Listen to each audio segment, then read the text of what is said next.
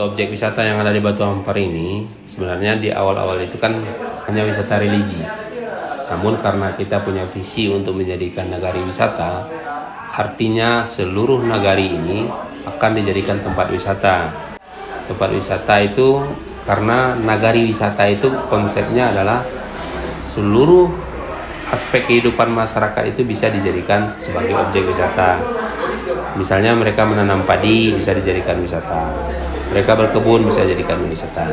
Jadi intinya kalaupun ada spot-spot wisata nanti, namun kita ingin menjadikan nagari itu keseluruhannya menjadi nagari wisata dan tempat wisata. Wisata di Batu Ampar itu kira-kira apa aja, Kak? Ya untuk sekarang religi sih.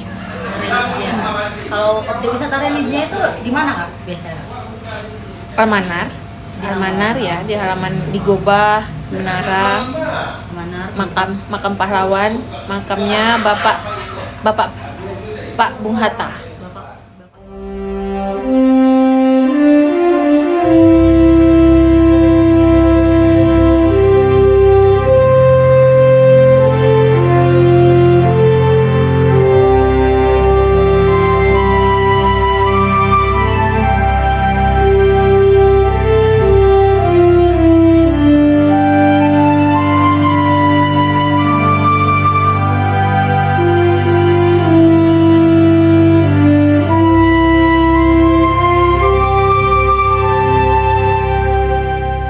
Perkembangan agama Islam di Sumatera Barat, khususnya Daka Beliru, sama sejarah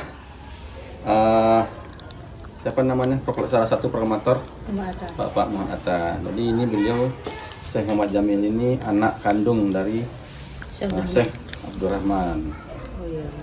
Nah, itulah ceritanya. Jadi kalau kita baca sejarah kan ada tuh banyak literaturnya, di Google juga ada buku-buku juga kan. Bapak Muhammad Atta itu kalau dia tidak kuliah ke sekolah ke Belanda, dia pewaris, dialah yang mengelola ini. Karena ini kalau untuk secara garis turun temurunnya kan pihak laki-laki, Datuk Oyah hanya di sini. Jadi misalnya Pak Muhammad Jamil, nah nanti ada Muhammad Atta gitu. Seperti itulah kalau apanya secara ringkasnya sejarah ini. Syekh Muhammad Jamil, inilah bapaknya Muhammad Atta. Syekh Abdurrahman, Muhammad Ustad, Syekh Alfan, Syekh Muhammad Jamil. Karena Pak Muhammad Atta nggak jadi toyah, jadi nggak ada garisnya kan. Nah inilah penerus dari garis Muhammad Asad, Syekh Muhammad Alfin, Muhammad Syekh Darwis.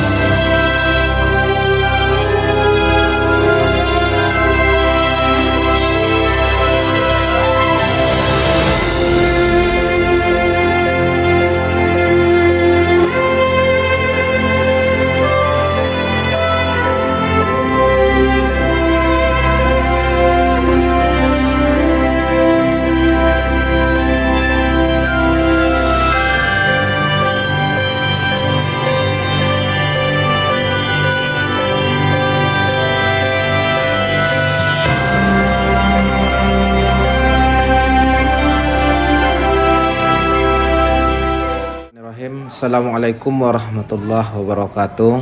Saya Adi Chandra Wiguna, Kepala MTS Almanar Batu Ampar. Pondok Pesantren Almanar ini merupakan afiliasi dari Surau Dagang yang dirintis oleh leluhur kita atau orang tua kita, Syekh Abdurrahman, yang pada awalnya lembaga pendidikan ini bernama dengan Surau Dagang.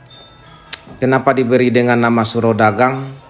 Karena santri-santrinya berdatangan dari berbagai daerah. Ada yang dari Pekanbaru, Jambi, Bengkulu, Medan, dan daerah Sumatera Barat. Kemudian mereka datang dan membangun surau-surau tempat mereka tinggal Sehingga bernamalah lembaga pendidikan ini dengan Surau Dagang.